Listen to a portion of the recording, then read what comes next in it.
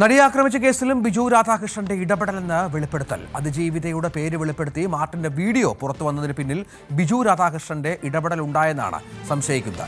ബിജു രാധാകൃഷ്ണൻ ഉൾപ്പെട്ട CSR തട്ടിപ്പ് കേസിലെ പരാതിക്കാരൻ റിൻഷാദാണ് ഇക്കാര്യം ന്യൂസ് 18നോട് വെളിപ്പെടുത്തിയത്.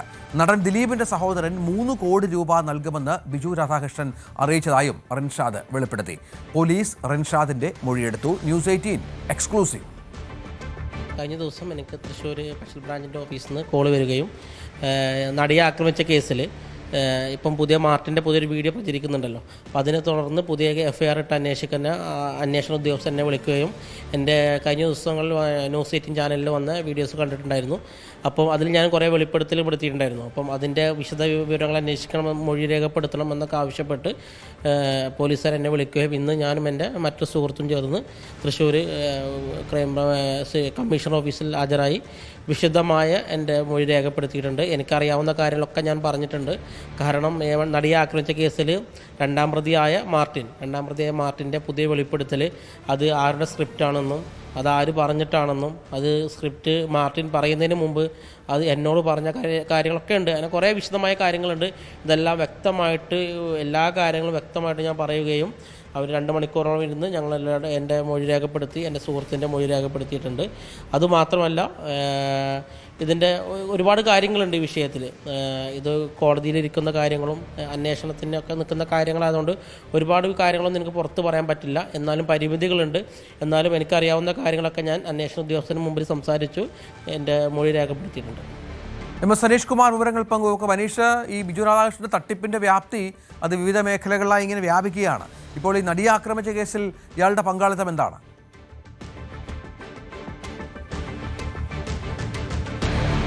രഞ്ജിത്ത്, CSR തട്ടിപ്പുമായി ബന്ധപ്പെട്ട് ബിജു രാധാകൃഷ്ണനെതിരെ പരാതി നൽകിയ ആളാണ് റിൻഷാദ്. ഈ പരാതി നൽകിയ ശേഷമാണ് നമ്മളോട് ഇത് സംബന്ധിച്ച കാര്യങ്ങൾ പറഞ്ഞത്. ഇതിനിടയിലാണ് മുഖ്യമന്ത്രിക്ക് നൽകിയ പരാതിയിൽ നടിയെ ആക്രമിച്ച കേസുമായി ബന്ധപ്പെട്ടും ബിജു രാധാകൃഷ്ണന്റെ ഇടപെടലുകൾ ഉണ്ട് എന്ന് ഇയാൾ വെളിപ്പെടുത്തിയിരുന്നത്. ഇതിന്റെ വിശദാംശങ്ങളാണ് ന്യൂസ് 18 വഴി ഇയാൾ പങ്കുവെക്കുകയും ചെയ്തത്. അതായത് മാർട്ടിൻ ജയിലിൽ നിന്നിറങ്ങിയ ശേഷം മരടിലെ ഒരു ഹോട്ടലിൽ വെച്ച് താനും ബിജു രാധാകൃഷ്ണനും കൂടിക്കാഴ്ച നടത്തിക്കൊണ്ടിരിക്കുമ്പോൾ അവിടേക്ക് അഭിഭാഷകയോടൊപ്പം നിഷ കെ പീറ്റർ എന്ന അഭിഭാഷകയോടൊപ്പം മാർട്ടിൻ വരുന്നു. ആ വരുന്ന സമയത്ത് ഇരുവരും തമ്മിൽ കുറച്ച് അധികം നേരം മാറി നിന്ന് സംസാരിക്കുന്നുണ്ടായിരുന്നു. പിന്നീട് ബിജു രാധാകൃഷ്ണൻ തൻ്റെ അടുത്തേക്ക് വരികയും കുമരകത്തെ ഒരു റിസോർട്ടിലേക്ക് മാർട്ടിനെയും കൂട്ടിപ്പോകണം. അവിടെ ഈ നടിയെ ആക്രമിച്ച കേസിലെ പ്രതിയായിരുന്ന ദിലീപിൻ്റെ സഹോദരനെത്തും. അയാൾ കുറച്ച് പണം കൈമാറും, ചില കാര്യങ്ങളൊക്കെ ചെയ്യാനുണ്ടെന്ന് പറയുകയും ചെയ്തിരുന്നു. പിന്നീട് ചില കാര്യങ്ങൾ നടന്നുവെന്നും പറഞ്ഞു. പക്ഷേ പൂർണ്ണമായ കാര്യങ്ങൾ പിന്നീട് വെളിപ്പെടുത്താമെന്നാണ് അന്ന് റിൻഷാദ് പറഞ്ഞത്. എന്തായാലും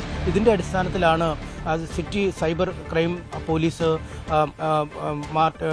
റിൻഷാദിനെ തൃശ്ശൂരിലേക്ക് വിളിച്ചു വരുത്തുകയും മൊഴി രേഖപ്പെടുത്തുകയും ചെയ്തിരിക്കുന്നത്. ഈ ദിലീപ് പ്രതിയായ കേസിലെ വിധി വന്ന ശേഷം ഈ നടി അല്ലെങ്കിൽ അതിജീവിതയുടെ പേര് വെളുത്തിയ ഒരു വീഡിയോ സമൂഹ മാധ്യമങ്ങളിൽ പരക്കെ പ്രചരിച്ചിരുന്നു. അത് വലിയ തോതിൽ ദിലീപ് അനുകൂലികൾ പ്രചരിപ്പിക്കുകയും ചെയ്തിരുന്നു. പിന്നീട് നടിയുടെ പേര് വെളിപ്പെടുത്തിയ സാഹചര്യത്തിൽ അതിൽ പരാതി നൽകുകയും പോലീസ് കേസെടുത്ത് അന്വേഷണം നടത്തുകയും ചെയ്തിരുന്നു. ഈ ബിജു രാധാകൃഷ്ണനുമായുള്ള കൂടിക്കാഴ്ച മാർട്ടിൻ്റെ അഭിഭാഷകയുടെ സാന്നിധ്യത്തിൽ നടത്തിയത് ഈ വീഡിയോ നിർമ്മാണവുമായി ബന്ധപ്പെട്ട കാര്യങ്ങൾക്കായിരുന്നു എന്ന ഒരു നിഗമനത്തിലേക്കാണ് പോലീസ് എത്തിയിരിക്കുന്നത്. ഈ ദിൽഷാദും ബിജു രാധാകൃഷ്ണനും തമ്മിൽ കൂടിക്കാഴ്ച നടന്നുവെന്ന് പറയുന്ന സ്ഥലം, അതിൻ്റെ സമയം, ആ കാലയളവൊക്കെ ഏതാണ്ട് യോജിക്കുന്നതാണ്. ഒപ്പം ഈ മാർട്ടിൻ്റെ പുറത്തു വന്ന ആ വീഡിയോയിൽ കാണുന്ന പശ്ചാത്തലം ഇവരും കൂടിക്കാഴ്ച നടത്തിയ ഒരു ഹോട്ടലിൻ്റെ പശ്ചാത്തലം തന്നെയാണ് എന്ന ഒരു നിഗമനത്തിലും പോലീസ് എത്തിയിട്ടുണ്ട്. ഒപ്പം ഈ അഭിഭാഷകയുടെ നിർദ്ദേശപ്രകാരമാണ് ഇത്തരമൊരു വീഡിയോ, നടിയുടെ പേരും അല്ലെങ്കിൽ അതിജീവിതയുടെ പേര് പരസ്യമായി പറഞ്ഞുകൊണ്ടുള്ള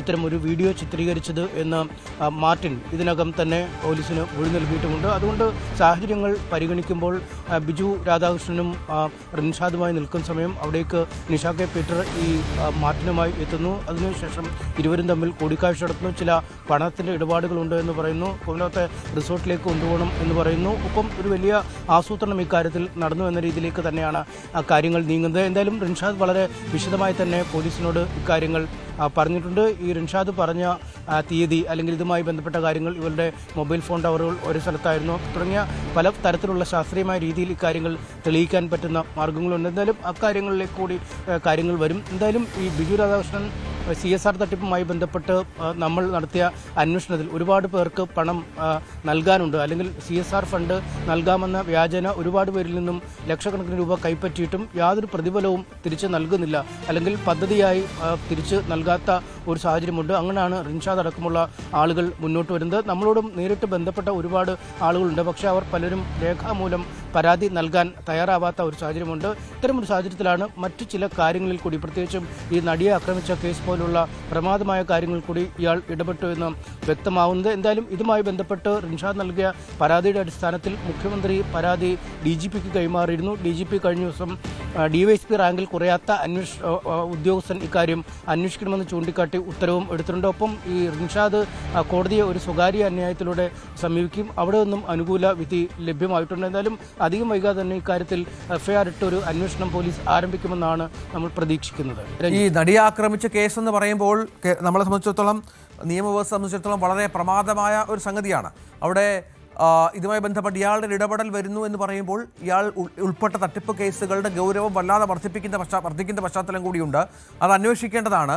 ഈ പരാതിയുടെയൊക്കെ അടിസ്ഥാനത്തിൽ റിൻഷാദിൻ്റെ മൊഴിയൊക്കെ എടുത്ത പശ്ചാത്തലത്തിൽ ഇയാളെ കൂടി ഈ വിഷയത്തിൽ പ്രതി ചേർക്കേണ്ടതുമാണ്. അത്തരം നീക്കങ്ങൾ എന്തെങ്കിലും പോലീസിൻ്റെ ഭാഗത്തുനിന്നുണ്ടോ അനീഷ്?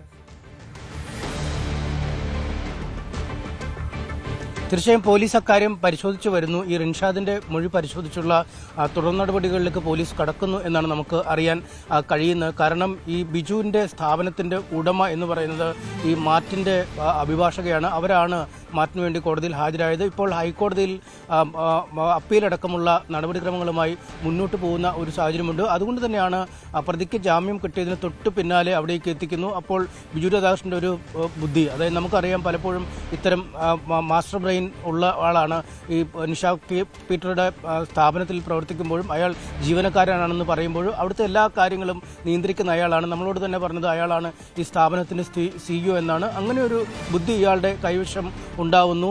കുറച്ച് നാളുകൾക്ക് മുമ്പ് തന്നെ ഈ വീഡിയോ ചിത്രീകരിച്ചു വെക്കുന്നു. പക്ഷേ ആ ഘട്ടത്തിലൊന്നും ഇത് പുറത്തേക്ക് എത്താത്ത സാഹചര്യം. ഈ കേസ് പൂർണ്ണമായും ദിലീപിന് അനുകൂലമായി വിധി വരുന്നു. വിധി വരുന്നതിൻ്റെ തൊട്ട് പിന്നാലെ, അല്ലെങ്കിൽ ദിലീപിനെ വെറുതെ വിടുന്നു, മാർട്ടിനടക്കമുള്ളവർ ജയിലിലേക്ക് പോകുന്നു. ഇതിന് തൊട്ട് പിന്നാലെ തന്നെയാണ് ഈ സമൂഹ മാധ്യമങ്ങളിൽ വളരെ പെട്ടെന്ന് ഈ വീഡിയോ പരക്കുന്നത്.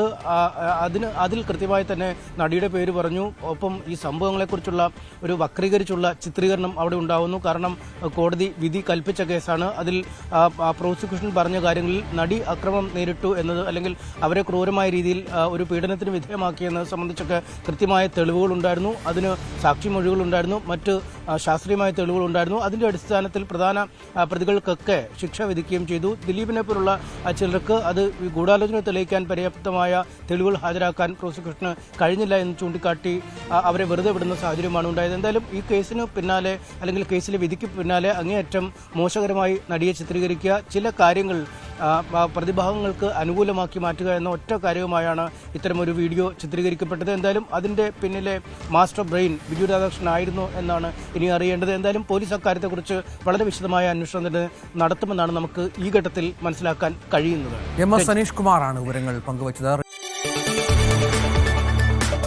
കൂടുതൽ വാർത്തകൾക്ക് News 18 കേരളം യൂട്യൂബ് ചാനൽ സബ്സ്ക്രൈബ് ചെയ്യുക.